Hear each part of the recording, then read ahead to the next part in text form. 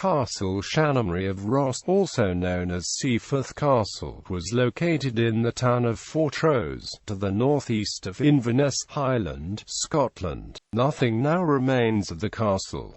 The castle was also known as Canonry or Chanonry of Ross, the former county. Construction. The castle no longer stands. However, it is known that it was a rectangular tower house built by the Bishop Fraser between 1497 and 1507.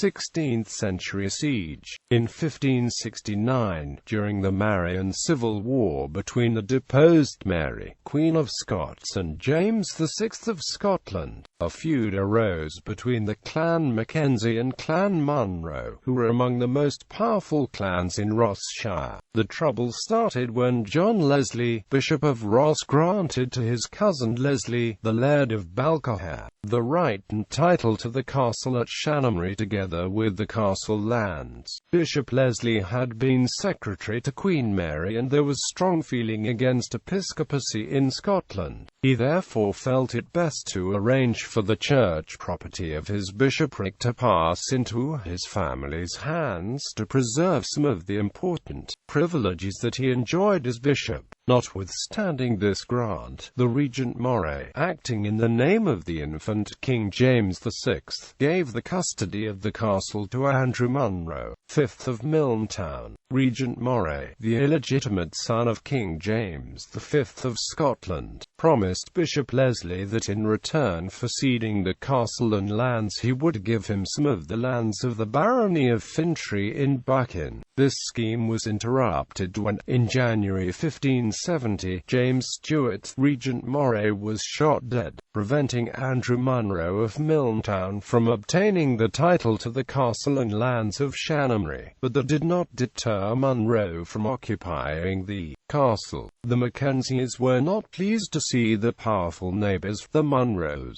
in possession of this castle, and recognizing the inherent weakness in Munro's title, or lack of it, they purchased from Leslie the legal title and rights and proceeded to demand possession of the rightful property from Munro. However, Munro would not cede. Munro decided to stay put and made a new approach to the new regent, Matthew Stewart, 4th Earl of Lennox, who supported Munro. The situation became even more complex when Lennox was also shot and killed in September 1571. The next regent, John Erskine, Earl of Mar, subsequently also gave his approval for Andrew Munro to retain possession of the castle, but the Earl of Mar died in October 1572 after a short illness which some sources indicate was due to poisoning. The Mackenzies regarded the Munros as wrongful possessors of the property which they had legally purchased from Leslie. They therefore laid siege to the castle.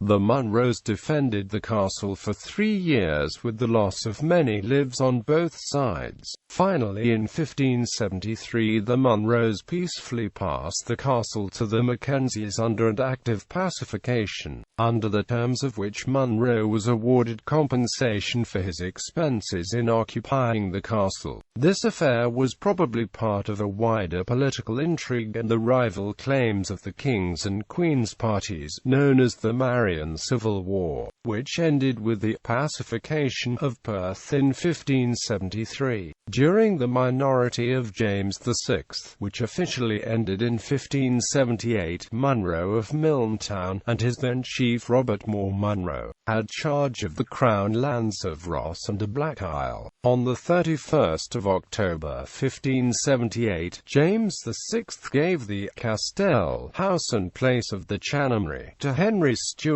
3rd Lord Methven. The Chanonry had been given to Alexander Hepburn, the successor to John Leslie, Bishop of Ross, who shared Queen Mary's exile. Lord Methven would receive the income from the lands until such time as a new Bishop of Ross was appointed. In July 1589, James VI arrived at the Chanonry in person, where he slew Aen Greathair, and Wesvile banqueted and received it by the Baroness and gentlemen in the way. Historical accounts. Sir Robert Gordon writes of the feud between the Munros and Mackenzies in his book A Genealogical History of the Earldom of Sutherland. Clancanesea Grudgeoning, they bought the inhabitants thereof from Buchanan, and thereupon they besieged the castle of the Chanonry, which the Munros defended and kept for the space of 3 years, with the great slaughter on either side, until it was delivered to the Clancanesea by the act of pacification, and this was the ground beginning of the feud and heart-burning, which to this day remains between the Clancanesea and Munros.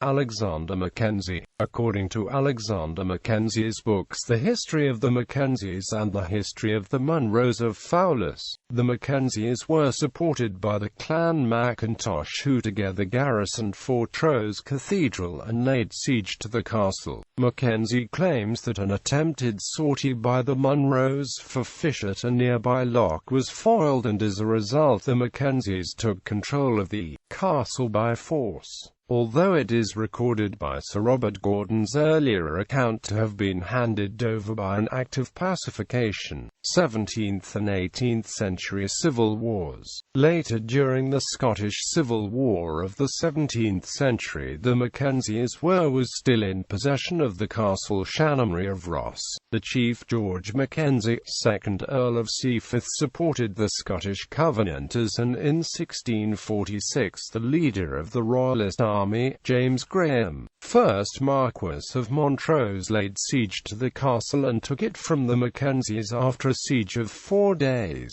In 1649, after the siege of Inverness, David Leslie, Lord Newark, who was the leader of the Scottish Parliament's army, left a garrison in the castle Chanonry of Ross. However, soon afterwards the Mackenzies retook the castle from the parliamentary forces. The parliamentary forces responded by taking the Mackenzies' Red Castle and hanged the garrison. A 17th-century poem, written by Brian Sear concerning the castle Chanonry of Ross, predicted that the day will come when, full of the Mackenzies, it will fall with a fearful crash. This may come to pass in several ways. The Canonry is the principal burying place of the clan, and it may fall when full of dead Mackenzies, or when a large concourse of the clan is present at the funeral of a great chief. The castle was reduced to rubble during the Jacobite uprisings in the 18th century, but it is not known who was responsible. In modern times, the castle itself no longer stands. However, the street it was on is now known as Castle Street. Nearby, built into the outside wall of an extremely old house, is a stone known as a dormer pediment, which shows a coat of arms and the initials CBS, which stand for Countess Barbara of Seaforth. Barbara was the wife of George Mackenzie, 2nd Earl of Seaforth. This stone may be the only surviving relic of the castle.